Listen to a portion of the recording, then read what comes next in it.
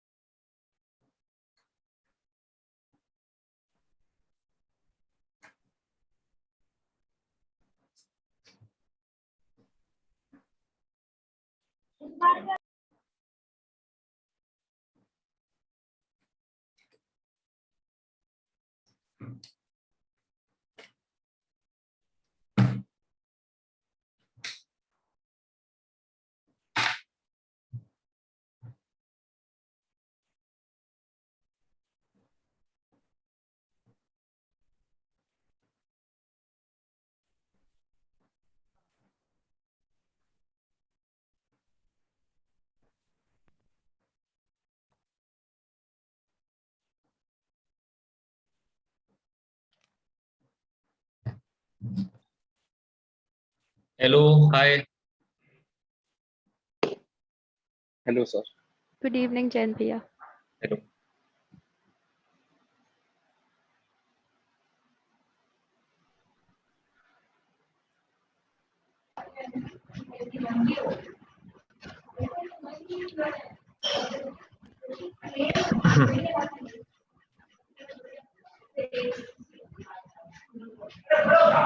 Hi, Divyan. हाय जयंत, कैसे हो? बढ़िया.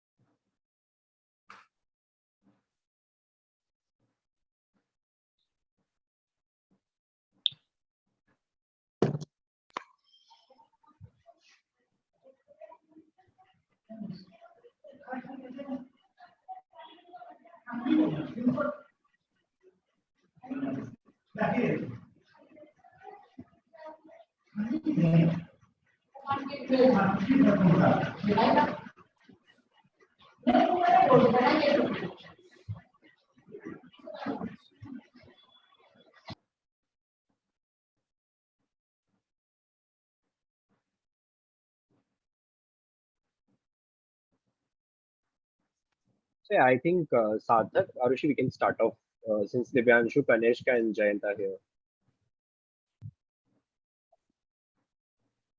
All right. Good evening, everyone. Thank you for joining us today in our event, Acing UPSC. I am Arushi Roy. And I am Sarthak Arora. We are members of the Student Alumni Relations Cell, and we will be your hosts for the evening. Now, I would like to begin by introducing our distinguished panelists for this evening. Mr. Kanishk Sharma, Mr. Divyanshu Chaudhary, and Mr. Jayant Singh Rathod. Having cleared one of the most challenging examinations, such as UPSC CSE, they have added another feather in the cap for BITS Pilani. We have with us Mr. Divyanshu Chaudhary, who has bagged an astounding AR-30 in his second attempt at the examination. He graduated from BITS Pilani in 2015 with a Bachelor of Engineering in Electrical and Electronics Engineering. He also holds an MBA from the prestigious Indian Institute of Management, Calcutta.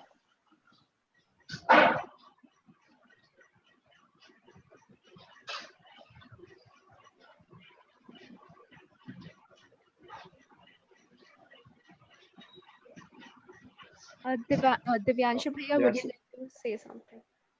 Sure. Okay, I didn't know that. Firstly, thank you so much, Arushi and Sarthak, for inviting us to this talk. And thank you, Sarthak, for that heavy introduction. And yeah, I'm looking forward to interacting with all the Bitsians who are present here. Thank you. And yes, Kanish Bhaiya, congratulations as well. I think we are meeting for the first time here.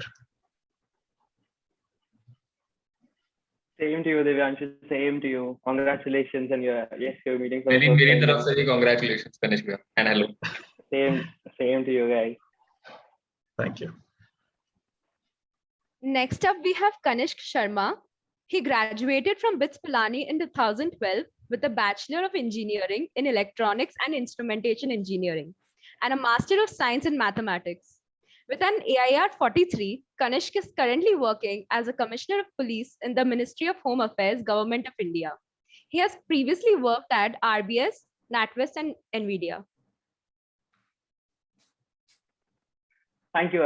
I'd just like to correct you there. It's not Commissioner of Police, it's Assistant Commissioner of Police. Here through the Civil Services Examination 2019, DANEP. And thank you for having me here, guys. It's been a very long journey for me. It started 5 years back. And it's so good to be with you guys here today and to share my experience. Unlike Divyanshu and Jayant, mine is pretty long and full of ups and downs. And I've been working for a while now. So it's been a different experience working and preparing for this examination. I'm happy to be here with you guys. Further, we have Mr. Jayant Singh Rathore. He graduated from BITS Pilani in 2020 with a Bachelor of Engineering in Manufacturing Engineering. He has aced the UPSC examination in his very first attempt with an AIR 59. Yeah, thank you. Thanks a lot, yaar. To the whole team of Alumni Relations Cell of BITS Pilani. And I'm looking forward for this good session. And I hope it helps the students as well. So thank you. On behalf of the whole Bitsian community, I'd like to welcome and congratulate all the panelists. We take great pride to have such noteworthy alumni whose journeys are a testament to grit and determination and have always inspired us to do more in life. It is their perseverance and dedication we all look up to. We are really honored to have you here. Without further ado, let's begin with the discussion. UPSC has always demarcated itself as one of the most challenging examinations in the world. The decision to sit for these examinations and devote one's utmost attention to it is not an easy decision. What was your call to sit for the examination?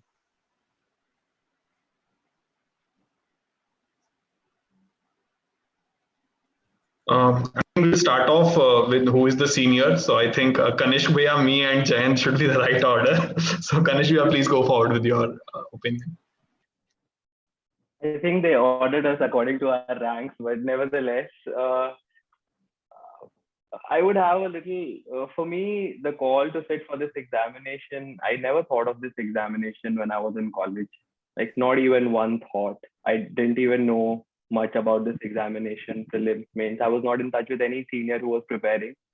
After college also, I wasn't thinking about this examination. My focus was on electronics. I did well in my core, the core disciplines that you have. It's been years now, but then like I got a 10, like my last three semesters. I got placed in NVIDIA, which was, I don't know if it's still, but that time it was a big deal for us to get placed in NVIDIA in electronics. And I also had my PS2 in HSBC, and I love data analytics. So I wanted to switch back from NVIDIA to data analytics, and I got a role here in Royal Bank of Scotland in Delhi. And fortunately, unfortunately, my flatmates were preparing for civil services examination. And that's how I got into it to begin with. And I think the real dedication towards this examination, I think, came when I reached the interview and I did not get selected. I did not get recommended in 2016. That was quite a surprise for me because till then, films has always been easy for me. I reached the interview and I couldn't get selected. And I felt that it's a tough examination, it's a little unpredictable, and I thought I would dedicate a little more time for it. So it wasn't a very uh, planned decision for me. It just came along a way, and I eventually thought it would be it gives you a sort of more opportunity, more scope, wider and deeper scope for public service. In a bank you can serve your customer, but in civil services you have the opportunity to uh, serve a wide variety of citizens, which deeper, wider scope. And I thought it would be a good decision. Probably, let's try. And it, just came along the way, and I kept doing it. Over to Divyanshu, and I can share his. I think I resonate a lot with you, Kanishk bhai, apart from the fact that I do not have a stellar background in Tripoli. So I think we have a major difference there. But yeah, I think I also did not think of civil services back in BITS Pilani days. And as Sarthak already mentioned, I went as a fresher to IIM Calcutta after BITS Pilani, got a job in HSBC after that. So worked for a year in HSBC Mumbai also. But there were two experiences which I think I was able to recount most when I was working. First was that I had served in NSS in BITS Pilani. So I was responsible for teaching underprivileged kids, and at the same time, we all know the activities that happen in NSS, the blood donation camp and the health act, the जुनून जो भी activities होती हैं. तो I think वो सब देख के मुझे ऐसा लगा कि ये वो चीज है जो मेरे को पर्सनल लेवल पे काफी सेटिस्फैक्शन देती थी. This I realise during my working in HSBC. And similarly, when I was in IIM Calcutta.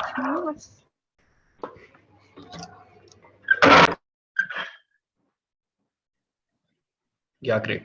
So when I was in IIM Calcutta, I had done a project with Teach for India.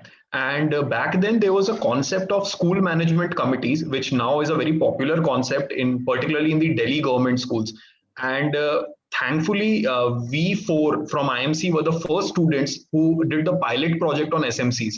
So I think the impact that SMCs now have in Delhi government school is humongous. So that made me realize that if I'm able to work on such projects which could have such a big impact on the society, and at the same time I could leverage my backgrounds, both engineering and management, to serve the underprivileged section, that would be the career that I really want to look forward to. So I think working in HSBC made me realize that civil service is something that I really want to do in life. And then I quit my job in 2018, started preparing full time for it, went to Delhi, and then it's been a 3 years long journey.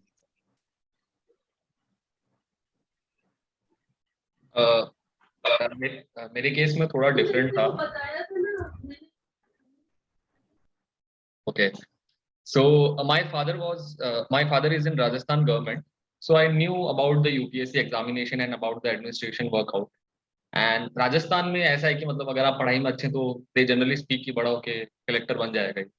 तो वो mind में था इतना, but it was during my PS1 bad experience when I realized कि मेरे को private sector में नहीं काम करना है, and I'm not suitable for that kind of job. And even my CGPA was not good as both Divyanshu and Kanishk bhaiya. So यही था यार. And then Anudeep Durushetty sir, he gave a topper's talk in 2018 when he topped the exam in 2017. So that was one of the most important moments when I decided कि let's start the preparation within the college itself. So 3 of us, we gave a visit to Delhi, especially the famous ORN road, in our second semester of 3rd year. And then from my 4th year, I started my serious preparation. So that was the main reason, because I also was like Divyanshu bhaiya was in NSS, I was in Nirman. So we used to work around the village called Bas. So there also I came across various administrative people, and then I realized that there is a lot of opportunity to work at the grassroots level if you are part of the government, and there is authority also with you.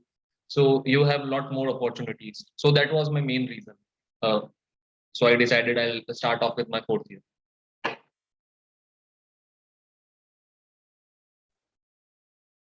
So moving on to the next question. Time is one of the most prized assets of any aspirant.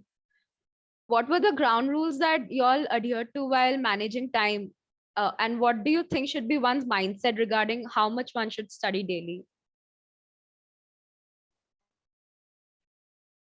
Divyanshu, you want me to go again first? Yeah, upon seniority के हिसाब से ही चलेंगे. So, sure.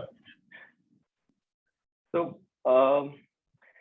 I think for me, so if you see the three of us sitting here and having qualified, you would notice one thing that, when you see a function of, if something is a function of, I don't think UPSC is a function of number of hours you study, because otherwise Jayant wouldn't have qualified.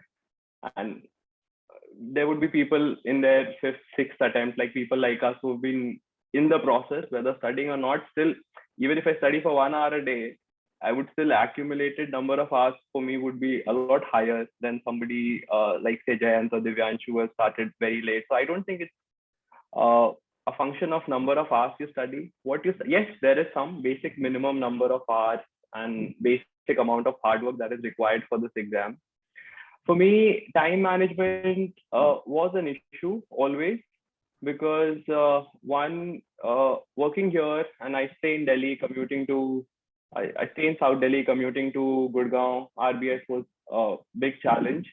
Also, I have 9 dogs, whether you guys would be surprised, but I stay with 9 dogs. So that itself takes like half of my time. Anytime I'm home, it's just managing the dogs and managing the ruckus. But apart from that, whatever time I got, I enjoyed the study basically. So it was, for me, it wasn't very difficult dedicating time to current affairs, reading articles, or reading books. I think to a lot of us, I think Jayant and Divyanshu would also agree, coming from BITS, coming from engineering, and suddenly getting exposed to Indian history, modern history, first it makes you feel very inadequate in a way. You feel that you're not aware about your own country, you're not aware about your own history as much you should be. Like some of you might be very well read, but once you see the UPSC syllabus and you start reading about your constitution, about your history, about your environment, you start feeling very bad about yourself, that why don't I have this amount of knowledge? This basic amount of knowledge should be among all of us. And if that becomes a part of your process, I think time was I never thought about these many hours or something. It was just whatever time I got, dedicated to studies, enjoy it.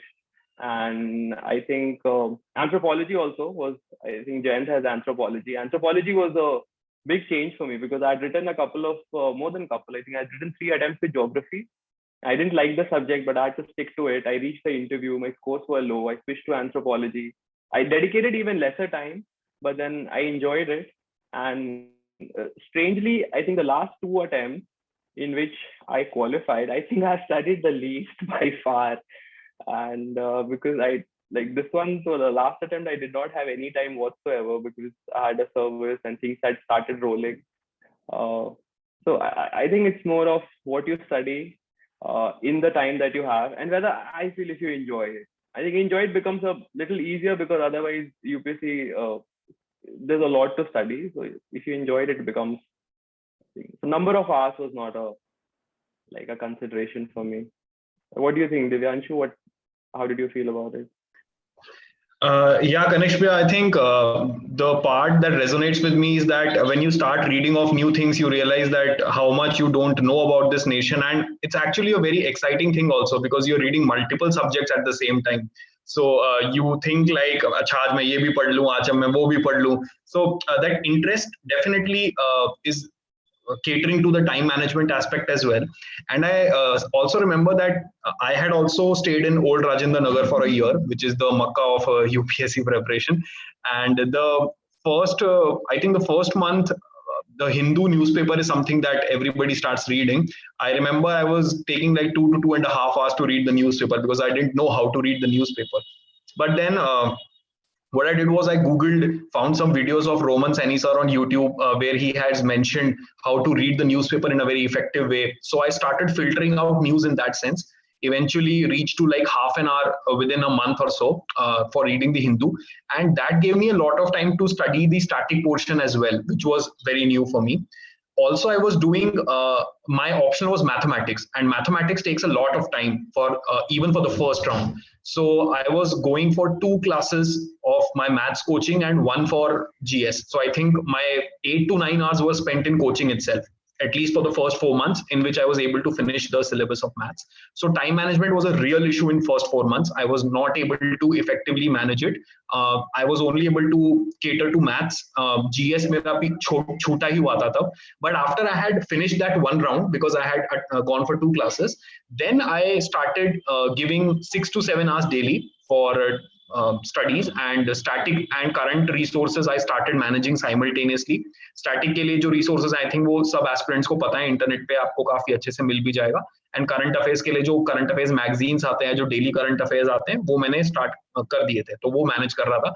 But eventually जब ये coaching वाला phase खत्म हो गया, उसके बाद I think time management एक real issue होता है, क्योंकि आपको सस्टेन करना पड़ता है खुद को based on the number of attempts in which you qualify. So I think उसके बाद I did not go for a particular time frame that I will study for this much number of hours. But yes, I made daily targets that I have to achieve this target in this day, and depending on the number of hours I'll take to achieve it, I'll study that much. So on an average, it was around 6 to 7 hours again, but my strategy after the coaching dealt more with setting daily targets rather than going for a particular number of hours. So this has sustained right from the prelims of first attempt till the result. So this was my overall strategy for time management. Jayant, go forward with your strategy. मैं दिव्यांशु और सुमेश भैया की इस चीज पे agree करता हूँ कि डजंट डिपेंड कि आप कितना आवर्स पुट इन कर रहे हैं, but it is more about how productive you are studying. तो आप जो भी चीज पढ़ रहे हैं उसको अच्छे से पढ़ें. फॉर एग्जांपल, बहुत लोग कोई भी जैसे फॉर एक स्पेसिफिक इश्यूज है लाइक डिफेंस रिफॉर्म्स, उस पर बहुत सारे न्यूज़पेपर के आर्टिकल्स पढ़ेंगे तो उसका कोई पॉइंट नहीं है. सीधा गूगल पे जाके डिफेंस रिफॉर्म्स यूपीएससी लिखो तो तुम्हारा पूरा 360 डिग्री तुमके नोट्स मिल जाएंगे, तो तुम उसे सीधा नोट्स बना सकते हो. तो ये बहुत इंपॉर्टेंट है. मेरे साथ रियल इशू ये था कि 4th ईयर में I had thesis and 2 courses in 4-1, तो उसको कैसे मैनेज करूं ऑप्शनल और जीएस के साथ, क्योंकि और साथ में प्लेसमेंट पार्टीज जो 4-1 में होती हैं, उसको कैसे अवॉइड किया जाए, वो बहुत ज्यादा डिफिकल्ट था स्टार्टिंग में मेरे लिए. बट ऐसा है कि पीयर ग्रुप था, तो वी इंश्योर्ड कि एटलीस्ट दिन में एक फिक्स अमाउंट ऑफ आवर्स पढ़ेंगे, बाकी फिर आगे कुछ स्कोप बचता है तो उसमें यूटिलाइज किया जा सकता है. तो ये ओवरऑल स्ट्रेटेजी था 4-1 में. इवन दो 4-2 में इट वाज लॉकडाउन, फिर वो 3-4 महीने पेपर एक्सटेंड हो गया और उसकी वजह से मुझे एक्स्ट्रा टाइम भी मिला. So I would say it is more about कि आप डेली टारगेट्स इतने सेट करते हो, बीट दिन के हिसाब से या वीकली या फिर monthly, and not about how much hours you are putting in. हाँ, before prelims it was around 7 to 8 hours for me, and after prelims around 10 to 12 hours for mains, because उसमें 10 test भी लिखना है आपको 3 महीने के अंदर ऑप्शनल भी खत्म करना है, and it becomes very difficult. But आप ऐसा कर सकते हैं कि जैसे 24 घंटे तो 8 घंटे की आई रिक्वायर मिनिमम स्लीप, तो पीछे 16 घंटे बचे, उसमें भी आप 4 घंटे डेली लाइफस्टाइल को माने फिर भी 12 घंटे आपके पास. उसमें भी आप अगर 7-8 घंटे पढ़ लो फिर भी 4 घंटे बचते हैं आपके पास. मजे मार लो या फिर कोई भी टाइम पास कर लो, मूवी देख लो. तो इट इज ऑल अबाउट कि आप पूरे दिन को कैसे टाइम मैनेज कर रहे हो पूरा. ऐसा नहीं है कि टाइम पास कर रहे हैं तो 1 घंटे लगातार ही टाइम पास कर दिया, फिर वो 2-3 घंटे में कब बदलता है हमें पता नहीं लगता. तो ऐसा कर सकते हैं कि 1-1.5 घंटा पढ़ लिया, उसके बाद 10-15 मिनट्स का ब्रेक ले लो, उसमें कुछ भी कर लो, गाने सुन लो या फिर टेक अ वॉक या फिर दोस्तों से बात कर लो. सो ये स्ट्रैटेजी रखी थी हमने. एंड ऐसा था कि 3 लोग थे साथ में, तो हमेशा वो गिल्ट ट्रिप रहता था कि अगर मैंने आज पूरा दिन वेस्ट कर दिया तो मेरे दोस्त ने पढ़ लिया तो मेरे को लगेगा नहीं, मैं शायद रेस में पीछे हो जाऊं. तो वो एक कंपिटिटिव स्पिरिट भी रहती है. So that was overall. तो इनिशियली 3-4 मंथ्स में जैसे दिव्यांशु भैया ने बोला कि he took about 2 hours for Hindu, वो दिखने में इतना डरावना होता है, उसके एडिटिंग भी ऐसी होती है कि मतलब दिखने में तो बहुत इनिशियली बहुत कॉम्प्लेक्स रहता है, बट 1-1.5 महीने बाद 1 घंटे के नीचे आपको लाना पड़ेगा वो, और you will eventually do it. So best way is to मतलब कि daily targets, monthly and weekly targets रखो. सो ये मेरा ओवरऑल स्ट्रेटेजी था with regard to time management. बाकी फ्री अटेंडेंस पॉलिसी बहुत अच्छी है बिट्स की, जो काफी स्कोप देती है आपको पूरा अच्छे से यूपीएससी प्रिपरेशन करने के लिए. So it help me a lot. मैंने बस ये इंश्योर किया था कि 4 में से 1 टेस्ट दे दूं ताकि एनसी ना लगे. फिर मैंने टेस्ट नहीं दिए थे, तो at least I manage around B- और B, ताकि कोई दिक्कत ना हो ग्रेजुएशन में. सो ये ओवरऑल स्ट्रेटेजी था. Those were some really inspiring words. I think you were really correct about how you should focus more on being more productive and not focus more on the number of hours. Moving on to the next question. Starting out from a technical background, how did you choose your optionals and strategize your humanities subjects? Did your ULs in bits help you acing throughout the journey?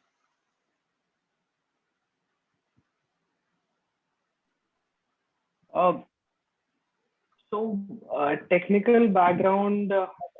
I think what happened in my case initially was I think right now we are dealing with a flux of information. There's a lot of information present for you guys to take a very informed decision regarding optionals. And when I was preparing, one, I was not connected with my batchmates who were preparing for civil services. So it was more of an individual decision which subject I take.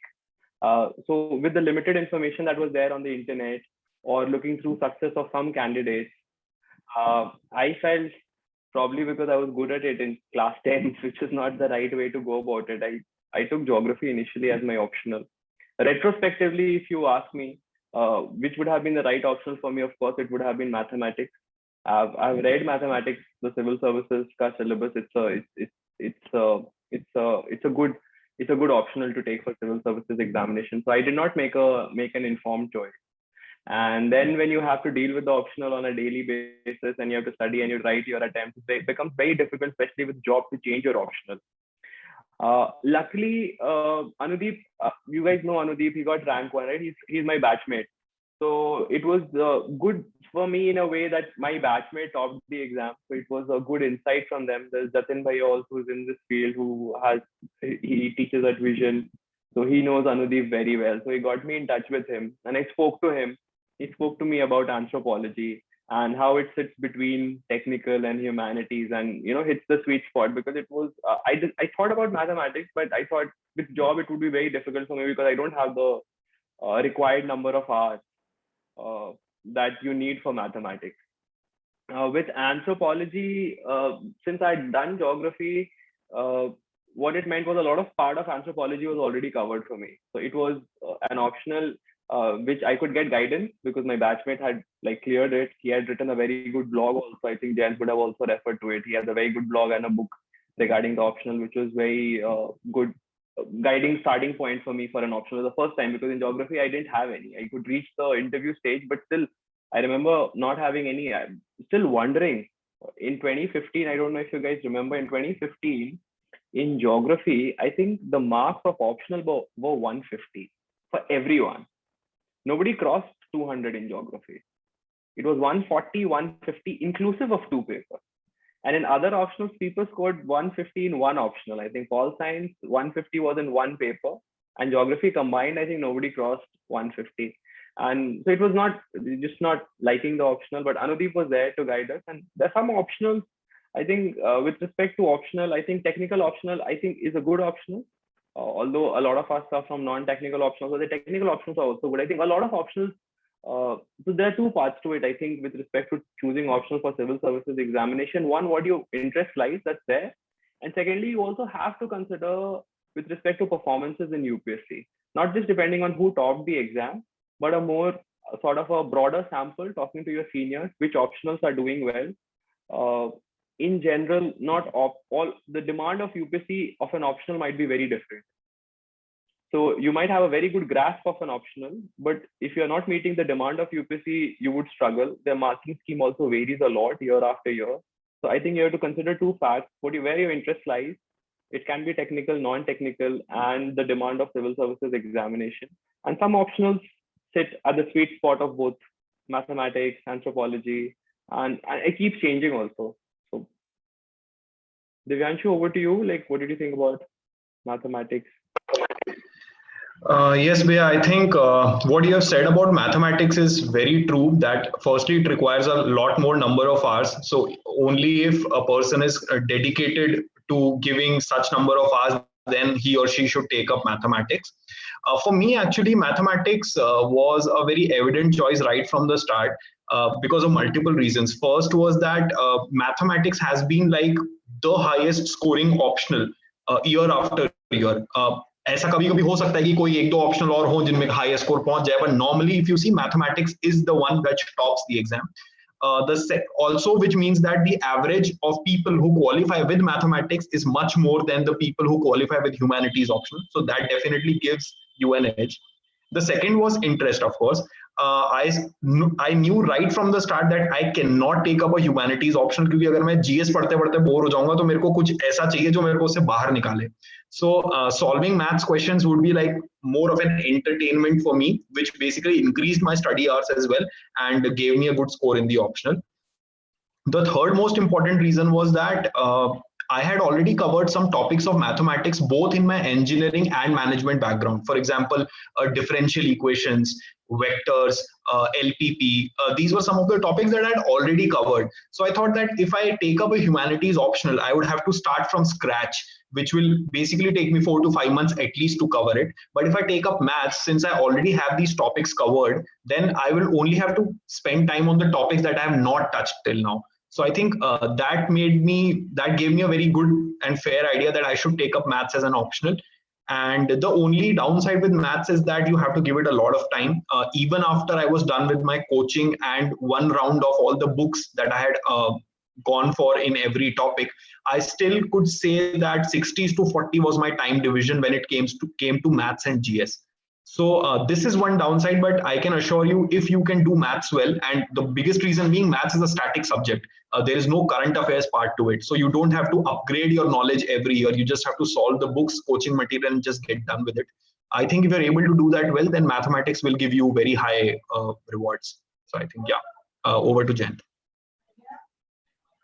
मेरे case में ये था कि technical optional, for example engineering तो option ही नहीं था क्योंकि manufacturing तो है ही नहीं ऑप्शनल, और अगर होता तो भी मैं नहीं लेता क्योंकि बहुत टाइम लग जाता उसमें और इंटरेस्ट भी नहीं था, और अगर इंटरेस्ट भी होता तो I would have gone to ESE or core branch. But anthropology का ये रीजन था कि 17 में अनुदीप भैया का जो परफॉर्मेंस था, that was one major reason. Second was कि इसका सिलेबस बहुत छोटा है और बहुत प्रिसाइज है, एंड इवन जो भी सिलेबस में मेंशन्ड है that is very much clear, उसमें कुछ एम्बिग्यूटी नहीं है, और उस पे रिसोर्सेज एंड गाइडेंस भी ऑलरेडी अवेलेबल थी. फॉर एग्जांपल अनुदीप भैया का ब्लॉग था, and even in 2018 when Kanishka Kataria top the exam in 361 marks, anthropology के हाईएस्ट मार्क्स थे 362, रैंक 45 थी शायद उनकी, तो वो भी एक बहुत मेजर रीजन था. एंथ्रोपोलॉजी की from 16 to 20 has been a consistent performance, तो वो सब रीजंस भी थे. And two humanities electives I took, one was contemporary India and the second one was Gandhian thoughts. तो उसमें भी कुछ सोसाइटल एंड ट्राइबल एस्पेक्ट्स थे. जो हरि नायर सर का कोर्स है वो भी एक रीजन था which developed interest. And I also read a book Sapiens, तो उससे मतलब उसके इनिशियल पर नहीं पढ़े थे 40-50, तो उससे थोड़ा आइडिया लग गया था इवोल्यूशन वगैरह, तो उसमें जनरल इंटरेस्ट था. बाकी द ड्यूरेशन जिसमें ऑप्शनल कवर हो जाता है एंड काफी प्रिसाइज है इसका syllabus, was my major decision to take it as an optional.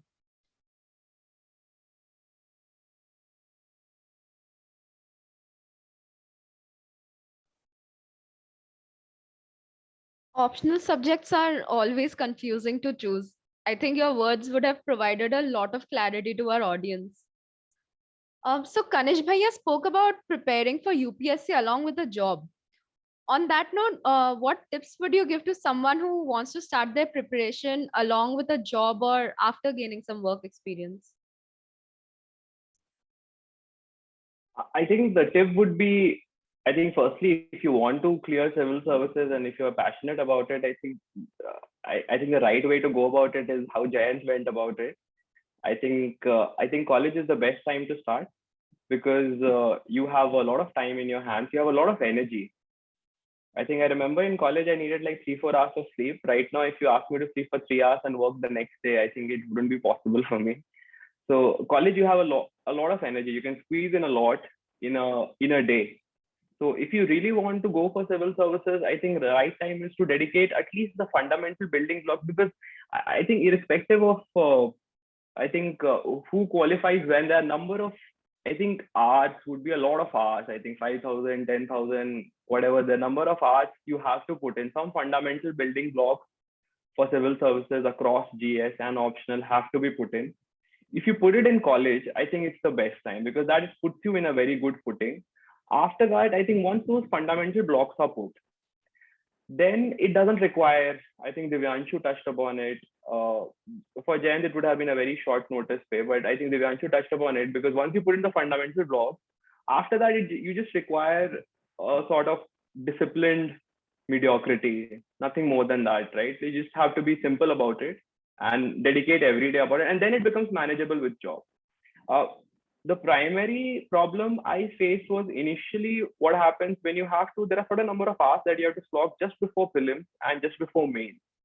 So what happens when you're working is that you cannot have, from engineering, all of us have that, I think, method. Once the exam comes, the number of hours you don't count, right? You can study, like you can study all night. 1 week before the exam, I think nobody clocks the number of hours because that's how we study. That's how we are programmed, most of us, just before prelims. So the problem with prelims primarily I used to face was you have to plan your leaves. So I could not go back home. I could not go on, like my company was sending me for 6 months to Edinburgh and I said no. And I think everyone in my company was surprised because in India, like nobody says no, because then I had my prelims and my mains. So, and any leaves that you have to plan it around 1 week for prelims. And you have to plan 3 weeks for mains. And then if the mains, they extended the mains to 2 weekends. So it became even more problematic for me because it required 1 more week in the middle and 1 week before. And so your leaves have to be planned according to that. So in job, there are certain challenges. So you have to be, I think the fundamental blocks, building blocks, if it is put in college, with job is manageable. Otherwise also you can, it will take you a little longer. I think weekends are fine. You have to choose, like for example, Divyanshu was saying math. For example, math is an option. I picked up math, I think, when I was on RBS. And what he's saying is absolutely true. I picked it up and I felt this job is just not manageable because it requires a certain slog for a few months. It cannot be done with like 1 hour daily. It requires a certain slog so that you complete a chunk of the syllabus suddenly. And then after that, you can probably go back to a normal less number of hours study routine. So with job, you have to ensure reading the newspaper, staying afloat with current affairs, not a problem at all. Your optional anthropology, manageable. Even geography, to an extent, manageable. Simple things are manageable. Just before the exam, you take a leave. Everything is manageable. Except I would just say the initial fundamental blocks, where you don't know anything about history, you need certain number of hours. If you can put it in your college, it's okay. Otherwise, if you're already in your job and given how unpredictable it is, my personal recommendation would be to take job, like to everyone. Like I think it can be done with a job. You just have to be a little more disciplined. And while you are young, you dedicate some number of hours after, and weekends, gold mine for you. There's so much time over the weekend. You can dedicate some number of hours there. And it is manageable with job, I feel.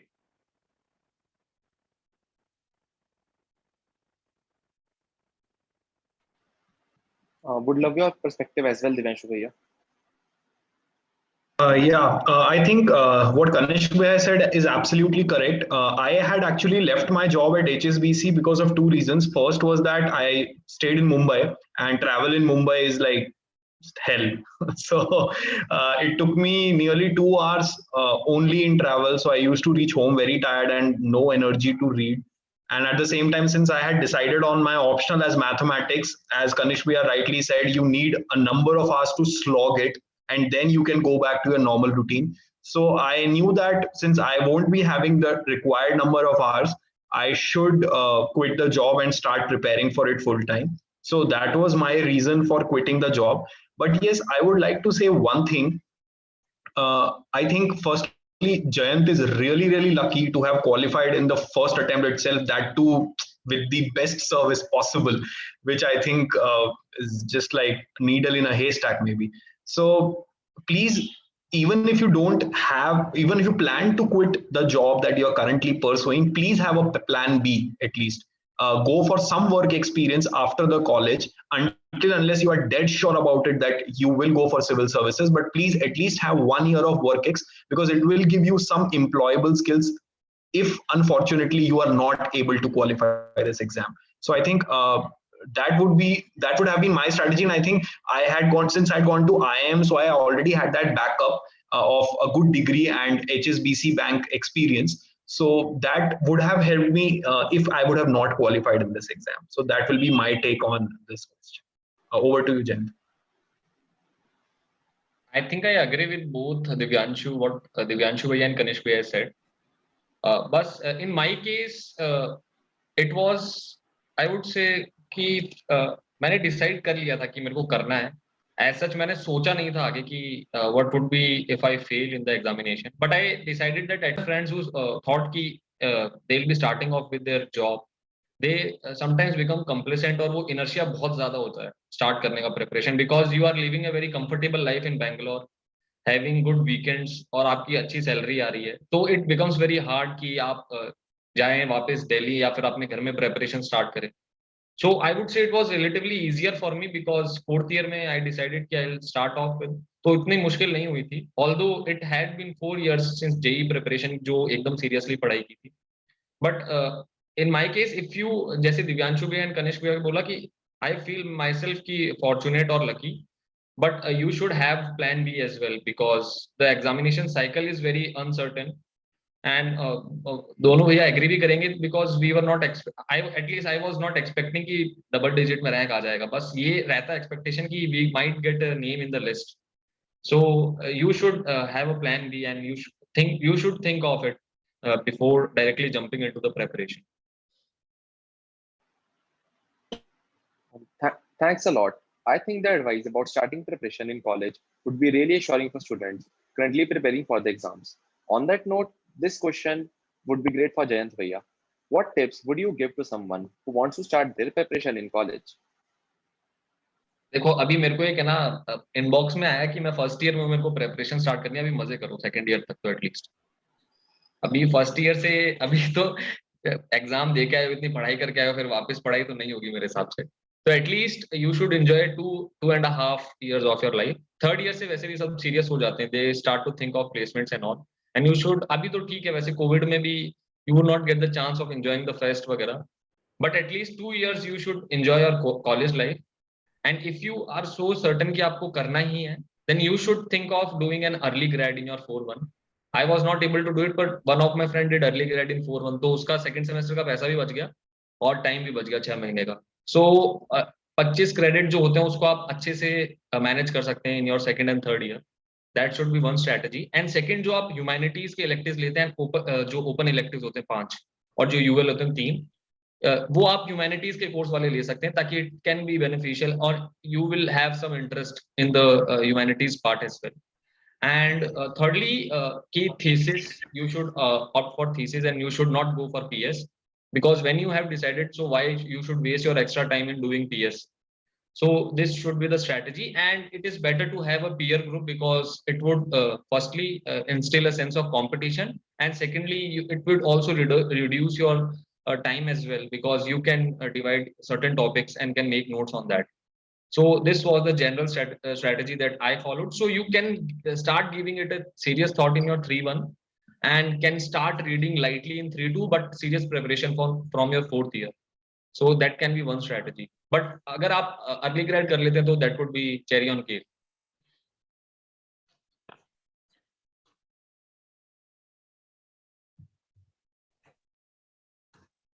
Thanks a lot, Bhaiya. With the plethora of material and aids available to help the people, how did you carefully judge and see that you utilize all these resources well?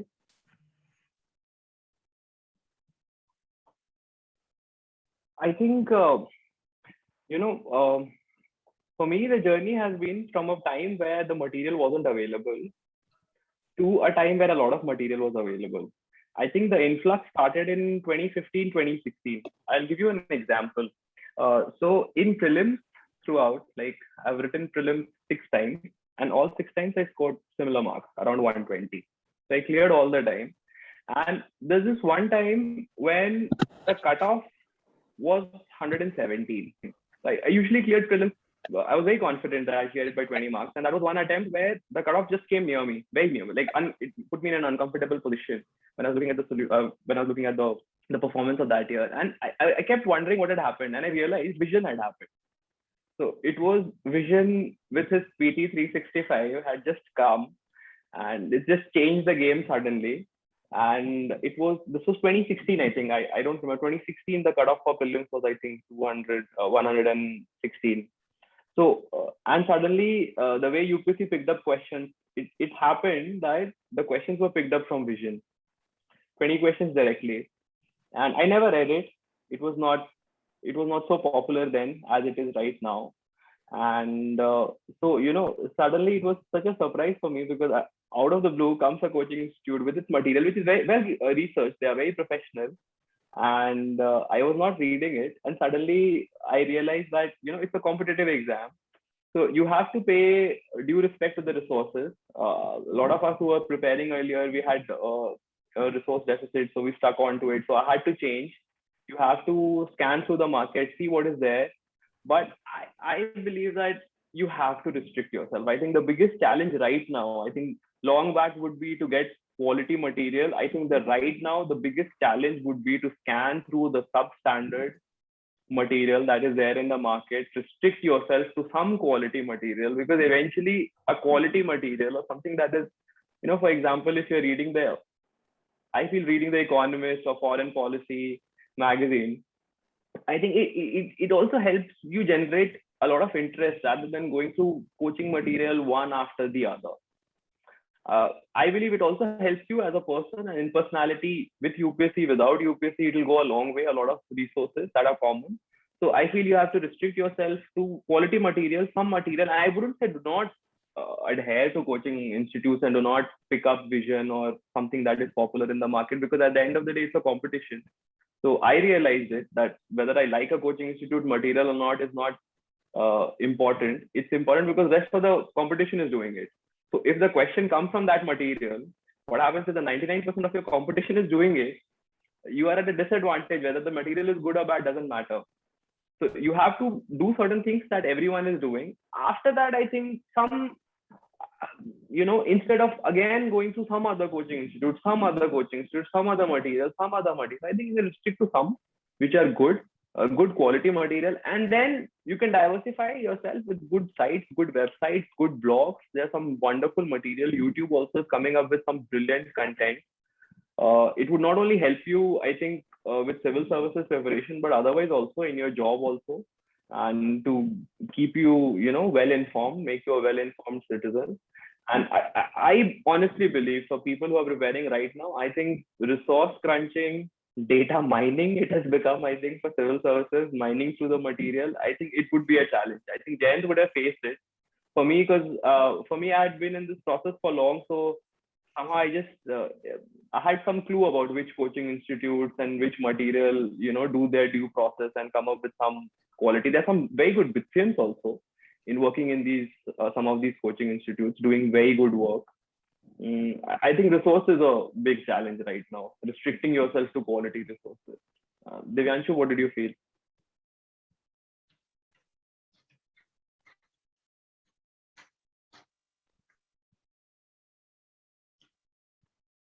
Divyanshu? I think Divyanshu can't hear us. James, you can take over if you want. Unka freeze ho gaya. So I totally agree with Ganesh here. Doing PT has become more of a kind of thing because everyone is doing it. And it is just that कि आपको FOMO ना हो at least paper वाले दिन, और वो काफी psychological भी होता है कि पेपर देने जा रहे हैं, और जैसे आज ही मेरे दोस्त से बात हो रही है, कल प्रीलिम्स है उसका. So he told me कि उसने नहीं किया है विजन का PT. So he was having this FOMO कि बाकी सबने किया, अगर क्वेश्चन पूछ लिया तो how would I answer that? तो वो तो एटलीस्ट बेयर मिनिमम करना, because everyone is doing it. Baki, my strategy was to have limited resources because I had a time crunch. So I just stick to the basic book list. जो होती है अपनी, for history, be it Spectrum, for polity it is Lakshmikant. Apart from that, I also refer to some very good coaching ki sites like Drishti IAS. So if you face any difficulty regarding any issue, just type XYZ topic on the Google and just put UPSC in front of it and Google search it. So Drishti IAS, you will get a 360-degree view of every current affair, be it national, even static topic as well. The second strategy was with regards to mains ki you should have at least 300 to 350 words content on each keyword that has been mentioned in the syllabus. of all the GS paper and also the optional paper. So that was one strategy. So I like to mention some of the internet sites which I referred. So Anudeep Bhaiya's blog, Anudeep, just type anudeepdurushetty.in. He has uploaded his notes on it. Second, there is a initiative by people who have been, the people who have been selected earlier. So it's called Demystify CSE. Just Google it, and you will find very good blogs and articles on it. And there are two Telegram channels that I also refer to. One is of Kanish Kataria, and second one is of Shreyansh Kumar, both selected in 2018. And apart from it, also the peer group was very helpful for me in the sense that we divided resources within us, and there was a feedback always कि कौन सा बढ़िया है, कौन सा नहीं है. जैसे my friend was in, he took coaching from Vision IS. Another one took coaching from Vajiram. I also took notes from the Vajiram. So we exchanged note and we found out ki kaun sa badhiya. And when we were making our actual mains ke notes, so we blended in all the three coaching ke notes and we made our separate notes. So that was our strategy. And aapko book bhi cover by cover nahi padhni hai. You just have to cover the topic 360 degree, be it any resources, and then make your own notes, condense it, ताकि आप final paper वाले दिन पढ़ सकें. So that was my overall strategy, and also in optional as well. And last point, with regard to answer writing, so people generally say कि आपको answer में diagram होना चाहिए. So in notes only I used to add diagram ताकि mind में consciously एक ये ingrain हो जाए कि I'll have to, so मैं पढ़ूंगा notes, so there will be a diagram, and if that question comes into my paper, so मैं eventually वो diagram बना दूंगा. So उससे मेरी practice भी होगी diagrams की, and जो data fact डालते हैं that is usual. So that was my whole strategy with regard to the resources. But you will have to be limited because plethora of resources hai, and just make your own notes. That is the best way to. Baki Divyanshu Bhaiya will guide. Sure. One funny thing I'd like to first mention is that Jayan talked about Kanish Kataria's notes, and I remember that I skipped his maths notes, which I think in hindsight now I should have gone for it, because there was a 20 marker question that came from it and I could not solve it. And had I solved that question, I would have been in top 10 this year. So yeah, that would have been great. But yeah, okay. So talking about the resources, first thing is that when I had come for the UPSC preparation, I had joined Vajiram Ravi IS coaching for GS and IMS for maths. And I had some few things very clear from me right from the start. There is a blog by Artika Shukla ma'am, who was ranked fourth in 2015 exam. She has a blog in which she has mentioned the bare minimum resources, particularly related to the static part, which she read. Actually, she cleared the exam in 10 months itself. So she had only read those resources, and those worked for her both in prelims and mains. So the first thing that I did was I went to that blog and I saw all those resources, and I thought that ये resources मुझे सबसे पहले खत्म करने हैं. उसके बाद अगर कोई और बचेगा static resource जो मुझे coaching में या कहीं से पता चलेगा तो मैं cover करूंगा. So this was my first strategy. But I think static में बेस्ट स्ट्रैटेजी यही है कि आप रिसोर्सेज मिनिमम रखें, क्योंकि स्टैटिक में जितना आप रिसोर्सेज कम रखेंगे उतना आप ज्यादा रिवाइज कर पाएंगे और उतनी ज्यादा प्रोबेबिलिटी बढ़ेगी प्रीलिम्स और मेंस में क्वेश्चन सही करने की. क्योंकि static is one such portion where you can not manage to solve any question wrongly, because it will give you short marks, unlike the current affairs portion, both in prelims and mains. So this was my first strategy. Second was that since I had joined coachings for both GS and maths, I referred to my coaching material in both GS and maths. I was constantly reading them again and again when the mains examination came. So that was the second strategy for resources. And the third strategy, I think, which Kanish Bhaiya really talked about a lot, was that since I had started reading the Hindu newspaper, then I realized that there is one problem with the newspapers, not only the Hindu, is that they are inclined towards one or the other ideology. So when we talk about the mains examination, we have to give a balanced opinion rather than an inclination. So I always had to Google the other side. So I decided that I should go for some resources now, which will give me a balanced opinion already.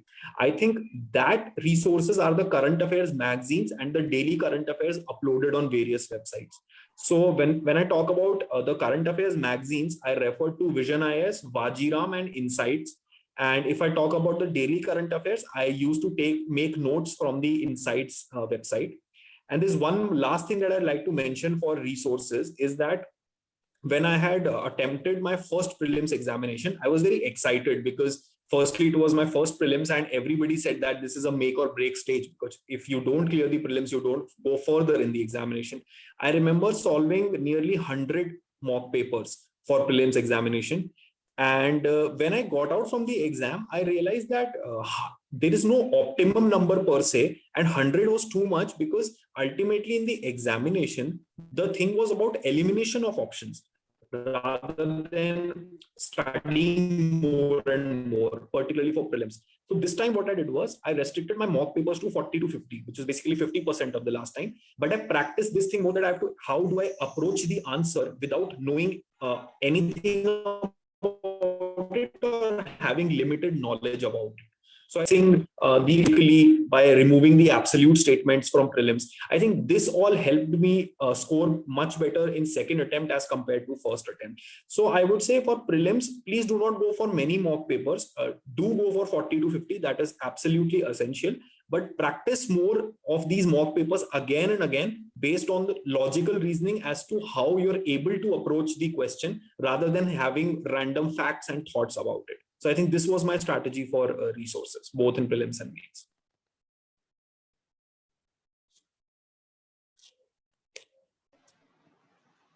That was really information dense. I'm pretty sure our audience would have taken notes about that. So, moving on to the next question. The interview round is one of the most gruesome rounds of UPSC. Not only does it test your in-depth knowledge of your field, but also your presence of mind and analytical thinking. What were the points that you kept in mind while preparing for the interview?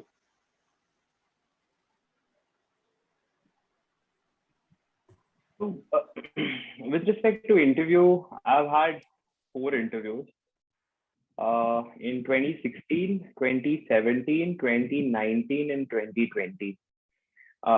It's a brutal round because I think after my second interview, I quit my job thinking I have qualified, which is retrospectively a wrong decision.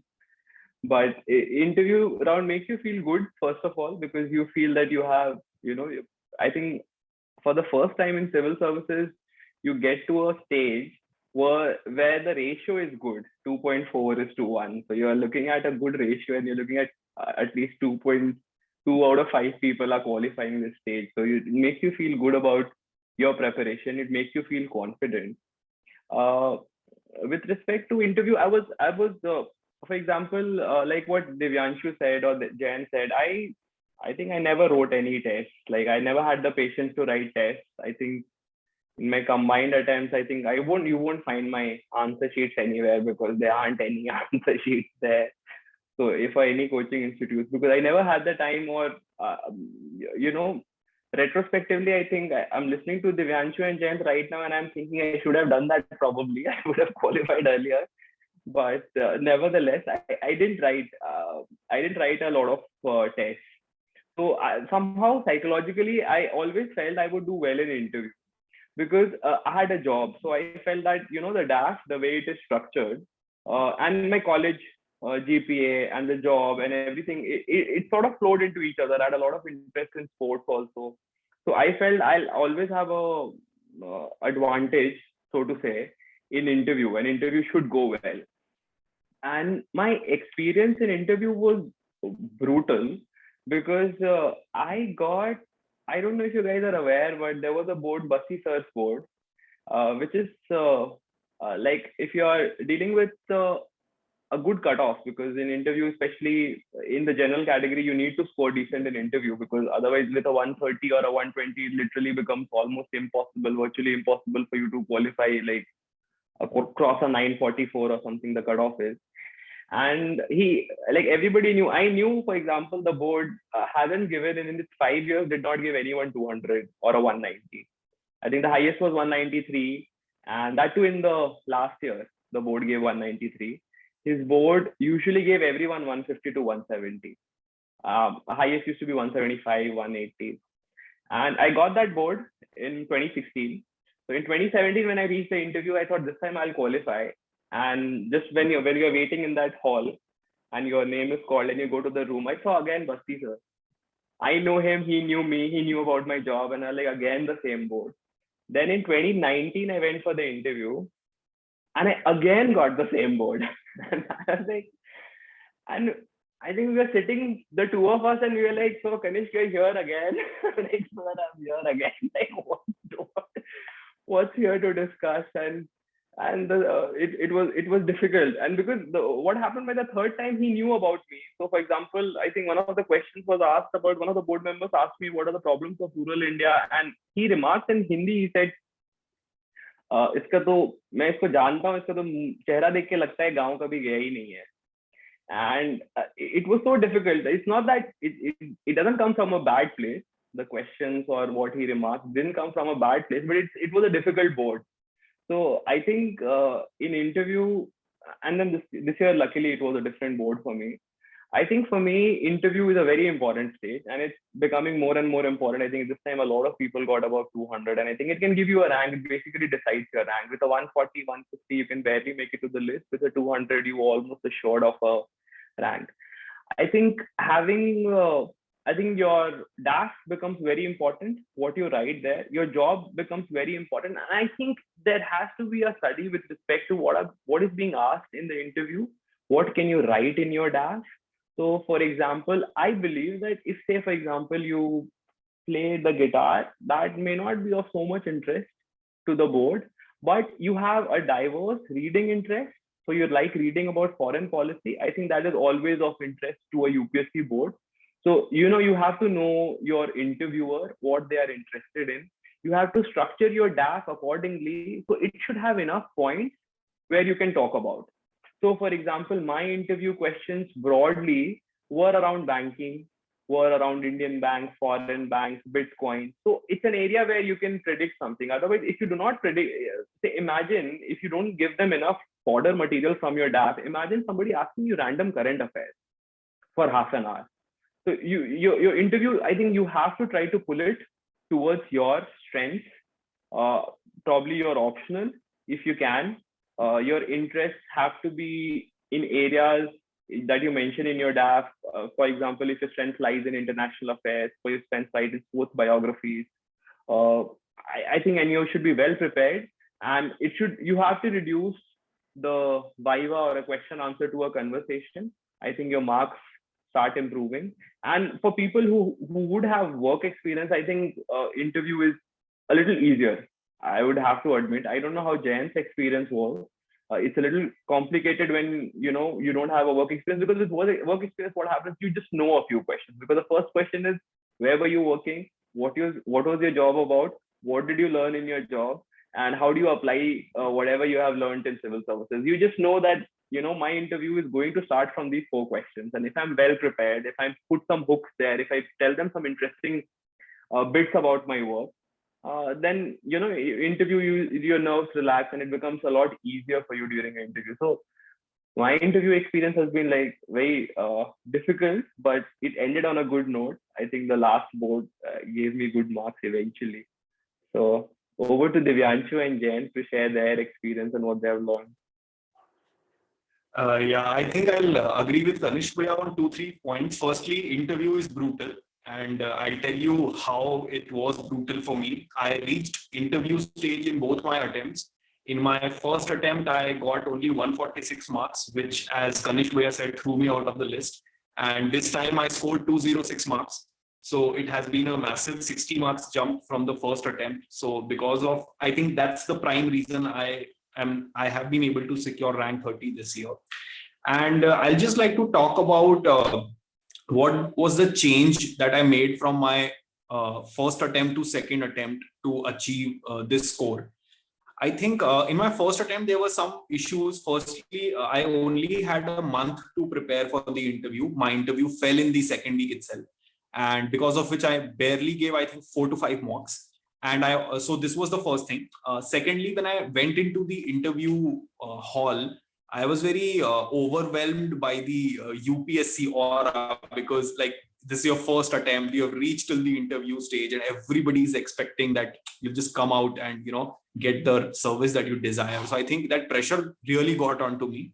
And I remember when I walked into the interview room, I was very nervous. I didn't start off well. Then one panel member asked me 2-3 questions of polity, which were easy, but since I was nervous, I answered them wrongly. my confidence just went downhill. Then I started, I went onto my defense mode, which people normally do. And then I started blurting out answers without even thinking. I also remember the last panel member ended up shouting on me. So I think I was the first person to realize in the interview room itself that nahi hone wala hai. Prelims dene ka waqt aa chuka hai. So that was my first experience. I scored only 146 marks, but this time I made a few changes which I'd like to talk about. First one was that I would go very calm and confident into the interview room, irrespective of the amount of knowledge that I've acquired. And thankfully, because of the COVID scenario this year, the interviews got shifted for everybody. I got a good amount of 5-6 months to prepare for the interview. My interview was last month itself, 2nd September, which also was my father's birthday. So I think it really proved to be a lucky day for me. So yeah, first thing was that I'll go calm and confident and listen to each and every question very patiently. Just let them get done with it and then start answering after thinking. So this was my first strategy. The second, as Kanish Bhaiya rightly mentioned, was to prepare each and every word of DAF really, really well. That is very important because also one of my hobbies was Indian mythology. So Indian mythology, I think, is one thing that everybody in this country has a perception about, and particularly the panel members who are like 60 years or above, they have immense knowledge when you talk about the mythology part. So I had to read both the epics again, the Ramayana and the Mahabharata. I also had to read many mythological fiction writers like Amish Tripathi, Ashwin Sanghi, whom I'm very fond of. So I read all of their books as well. The new is turning out.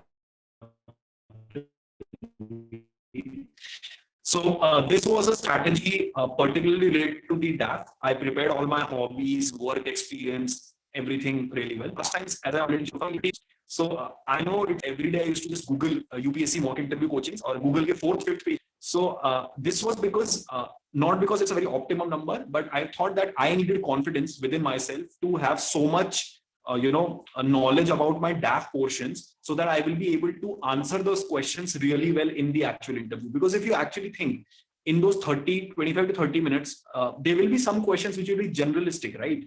And those are some questions which will occur to everybody's mind naturally only. So if I'm able to grasp those questions really well, I'll be able to get a good start.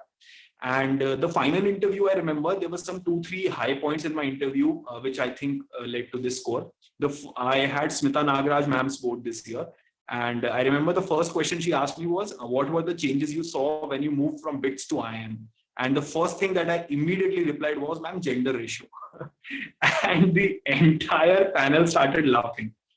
So that I think gave me a really good start. After that, there were many analytical questions on mythology which were discussed. Thankfully, I was prepared before because of my massive experience with mock interviews.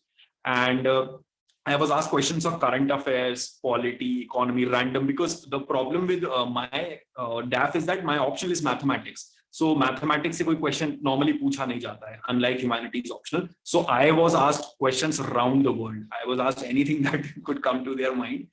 But I remember the final question that ma'am asked was related to leadership and management skills. And I think I was able to answer that really well as well. So that gave me a score of 206. So only thing strategy related which I would like to talk about is that please prepare your DAF well. Read 2 newspapers. I used to read Hindu and Times of India because Hindu gives you depth and Times of India gives you breadth if you talk about the daily current affairs. And apart from that, just be calm and confident in the interview. I think you'll be able to do really well. Over to you, Jayant. I agree with both the bhaiyas ki interview is one of the most brutal and one of the most important phase. And in dono ne literally nail kiya hai. Both have got 205, I guess, 206. And in my interview, as Kanish Bhaiya mentioned, ki, if anyone has done a job or has a work experience, then most basic question will be revolve around it. In my case, the board asked me about a random general question about my college. So I had read the transcripts which were uploaded on a Telegram group. So the first question that he asked was, ki, if we ask your best friend in your college about good things that you have, so what would be that? then what would be the bad things he would say about you, but you would say bad thing about your friend. So I was in a way prepared for these questions. So interview transcripts are very much crucial because sometimes the questions get repeated. Secondly, my 80% of my questions that were asked to me in DEF, that were asked to me in interview were revolved around DEF because I didn't had any work ex and I just graduated from college. So the hobbies that I mentioned, the position of leadership that we mentioned in the detailed application form becomes very important. You should prepare about it, at least some content that how would you apply it in administration or what were the good experience that you had in your college. So mostly questions were based on that. Thirdly, I would say presence of mind is very important in the interview. The last question asked to me was, what are your plans after interview? And I replied that I'll be visiting India Gate with my family. So the chairperson asked me that point me, चलो point करके बताओ कौन से direction में India Gate है. And a day before, I just booked a hotel and I had some direction sense.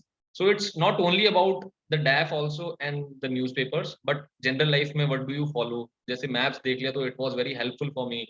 So presence of mind and also confidence matters a lot because at such young age they requires that you should be actually energetic and passionate about what you would be joining in future. So these are some of the things which are very important apart from current affairs that you would be preparing. As Divyanshu Bhaiya mentioned, I also referred to two newspapers. One was Indian Express and other was Times of India. And it is all about, I would say, confidence and the way that you answer. I think this is the strategy that I followed in the interview. And it is very important because if I had got 4 marks less, then I have got IPS and not my desired service preference. So interview is very crucial in a way.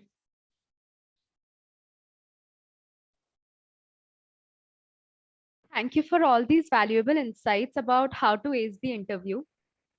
On a concluding note, what one piece of advice would you like to give to the BITSians currently preparing for the exam? I think it would be difficult to summarize it into one piece of advice. I think one would be, I would say retrospectively, I think collective years of wisdom with this exam. I think things that I've gotten wrong, I know more about how to get this exam wrong than how to get this exam right. Because I've gotten it right twice and I've gotten it wrong more times.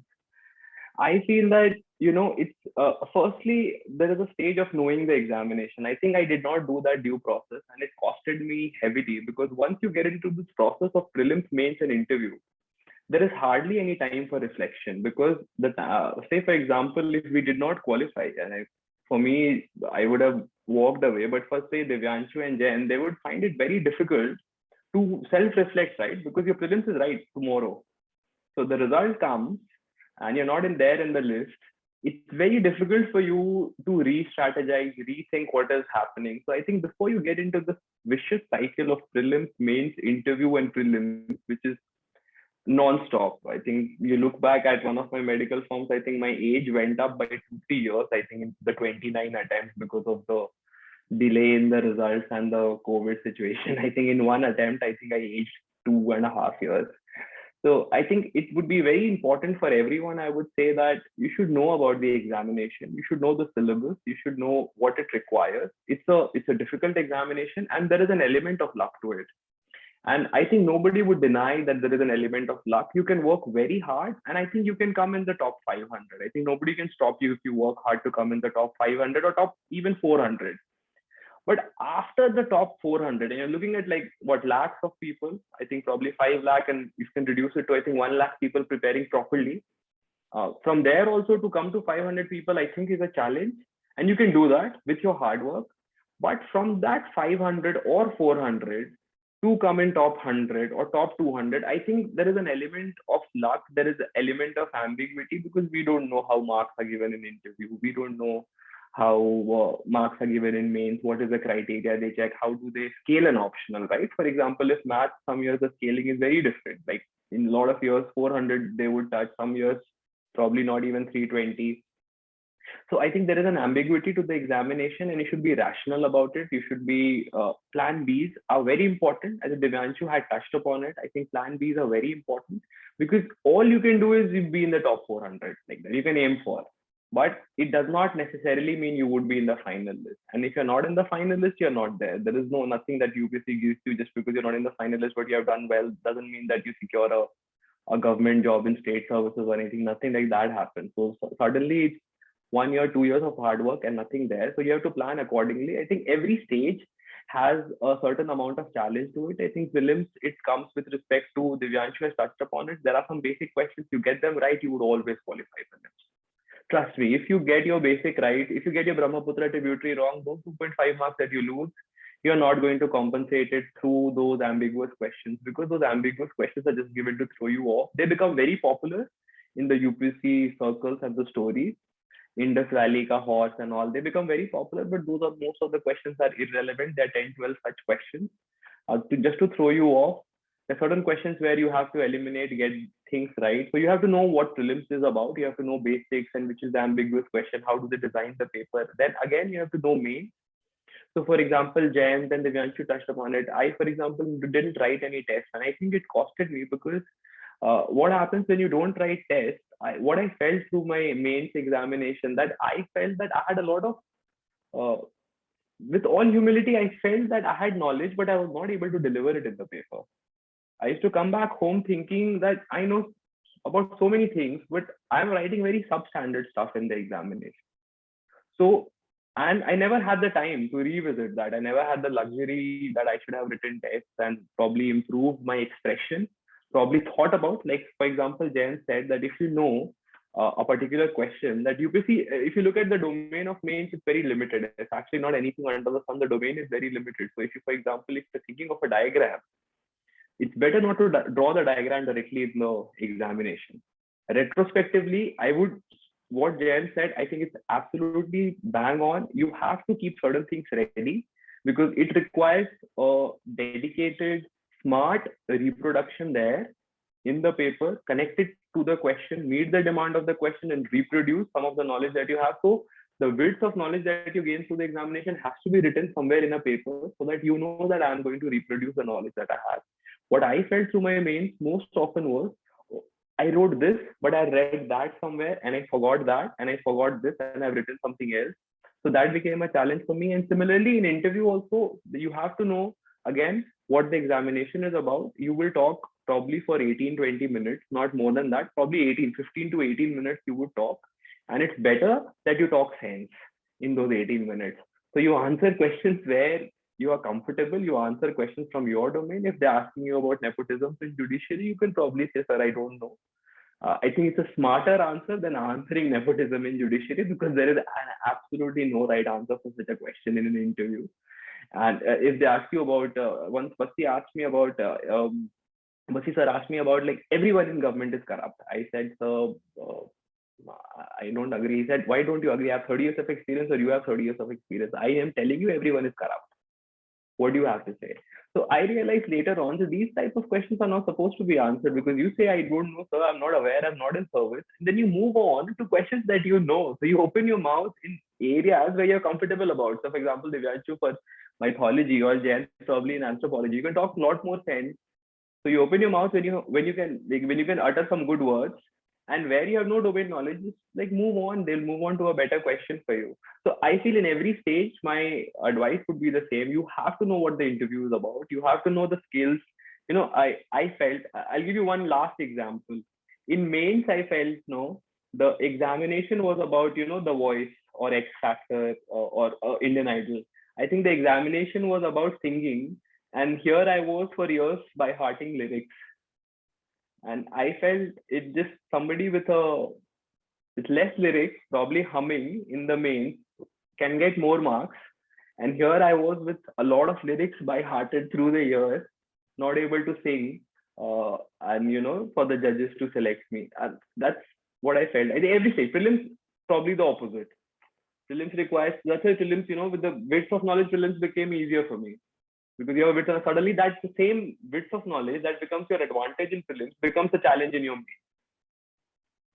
So I think you have to know yourself, know the examination, do your due research, due process, give it the time that it requires. I think there's absolutely no requirement for you to pick up a book and start studying. I think read through the question papers, just go through the syllabus, go through the optional, do your, know your not the competition, but know the examination inside out. And then if you step into it, I think you will make a much more, it would be a much more informed decision. It would be an easier and a much more enjoyable process, as I think it has been for Jayant and Divyanshu, and a little longer and troublesome for me. Divyanshu, this was quite a long summary, by the way. I'm sorry for that. Thank you, Bhaiya. I think you've summarized your wisdom in very few words as well. And I think your advice was really bang on. I would just like to add on 2-3 pointers to what Kanishk Bhaiya said. First was that please decide on your optional well before you are, trying to get into this preparation.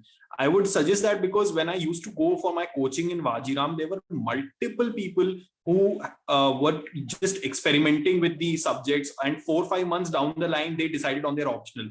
Now, if you just see the timelines, you have like maybe 10 to 11 months for the next, from the mains to the prelims.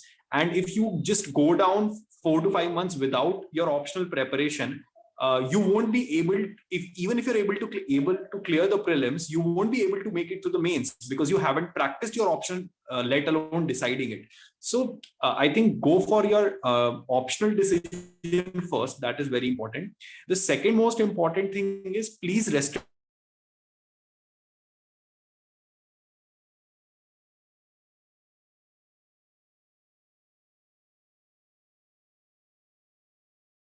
your resources to a bare minimum.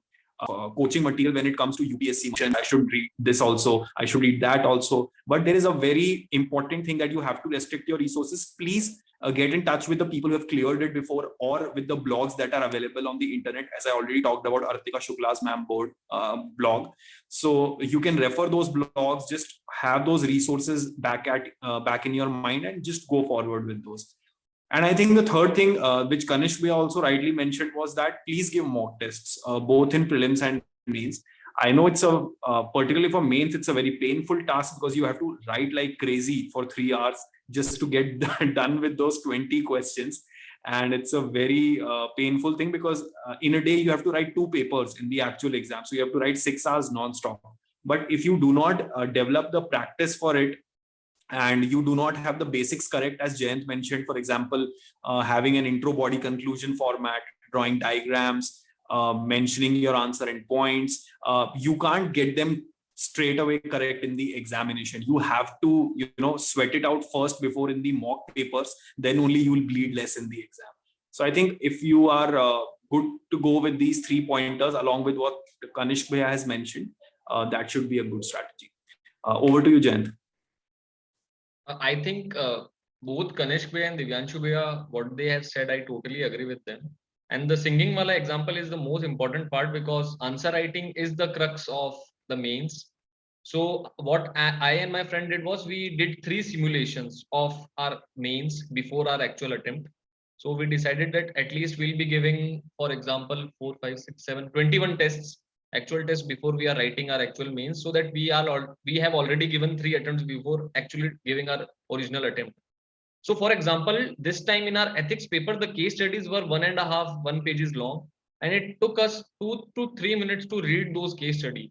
So it became very difficult in the later 10 marks wale question, and even in those questions, the quotation by Aristotle वो तो समझ ही नहीं आया, मतलब ऐसा था. तो उधर आपका जो answer writing it helps a lot because अब जैसे फॉर एग्जांपल उसको 10 नंबर के क्वेश्चन को खाली तो छोड़ नहीं सकते, तो मेरे को जितना एरिस्टोटल के बारे में पता था, I wrote down, at least I would get 2-3 marks, and that becomes very detrimental because I have got 995 marks. If I have gotten 990 or 989, then I would have gotten rank above 72. So there are only 72 general IAS seats. So that becomes very important. So answer writing, jitna aap answer likh sako utna kam hai, because you will have to write 2 tests a day in your actual mains. So 3 hours ke, aur wo baithna physically it becomes very difficult in that examination. So be prepared for that. And secondly, focus is the most important part, and the patience also, because 2 साल का exam preparation है, and हम जो college में 4 साल की जिंदगी होती है, we become a little impatient. हो सकता है 1-2 महीने बाद थोड़ा impatient हो जाए, तो be patient और खुद पे थोड़ा self belief रखिए कि you will sail through. Because जैसे ही मैं ORN गया था तो बहुत ही depressing सा environment उधर, आप देखोगे लोग मतलब बहुत अजीब अजीब तरीके की बातें होती है। आप जाओ किसी के रूम में, बहुत सारे नोट्स, जैसे वो TVF एस्पिरेंट्स में दिखाया संदीप भैया वाला पिक्चर, वो देख के मतलब जनरली कोई बंदा डर जाएगा। तो खुद पे थोड़ा सेल्फ बिलीव रखिए। एंड पीयर ग्रुप मेरे हिसाब से it is very important if you can use it very correctly. So this is some advice that I, और हाँ ये चीज कि इफ यू हैव डिसाइडेड कि तुम्हें देना है पेपर, सो अभी एक बार दे लो, बाद में 40 साल की या 50 साल की उम्र में ये रिग्रेट मत करना कि काश मैं दे देता उस time. So if you have decided कि हाँ मुझे देना है, तो एटलीस्ट कॉलेज में ही दे दो। मतलब 4th ईयर देखो, वैसे ही अगर जॉब लग भी गया है, तो जॉब के साथ भी you can prepare 4th year rather than wasting your time in जो होता है 4th ईयर में अपने बिट्स में। सो जस्ट इस पे एक थॉट दे सकते हो, तो this would be my advice. I would just like to add one thing here, if I may. I think it is said that the newer generation and the younger people are smarter than you, and here I think Divyanshu and Jayant have making me feel horrible, because I think they seem to have figured out the mistakes I made in my previous attempt, both of them. I think the first point that Divyanshu made, my first attempt, after my prelims, I cleared. I did not know what my optional was. I did not even know what optional I had failed.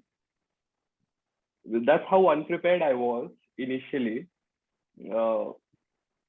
That I was confused whether I had failed geography or sociology, or I just went there with the exam without the due process that Divyanshu said, that with an optional. And even if I knew, I was not prepared for it. And secondly, what Jan said, I would like to add one point, that I could never complete my paper. Even in my final attempt, I could not complete my paper. I missed, I don't know how many marks. I think in not a single paper, I could write 20 answers. Because I think just because I am determined to write during the day doesn't mean I would be able to write. And that not writing mock tests, not practicing tests, I think that eventually costs you during the exam, because just because you want to be fast on that day, you want to be motivated in your discipline, doesn't mean you'll be able to finish, because it's physically also taxing. And what happens when you know an answer? With me, some answers I knew very well, so you tend to overwrite. So you don't have a sense of time and proportion because you haven't practiced it through your mock test. So, say 1.5 hours for me, when I look at my clock in my mains, 1.5 hours for me doesn't tell me anything about which question I should be on. So I did not have a sense of time. So eventually in every mains, and even in this attempt, when I was writing, I was left with probably in every paper, I was left with 10 minutes and 3 answers.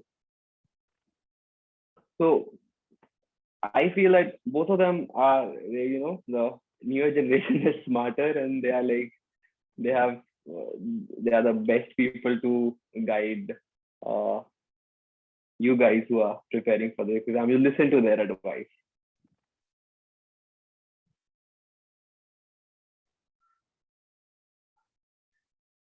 So as we come to the end of today's event, we would like to thank all our panelists for taking time out of their hectic schedules and giving us insights.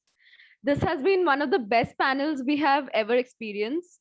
I'm pretty sure this session has been really valuable for all those preparing for UPSC. We also thank our viewers for being there. See you next time.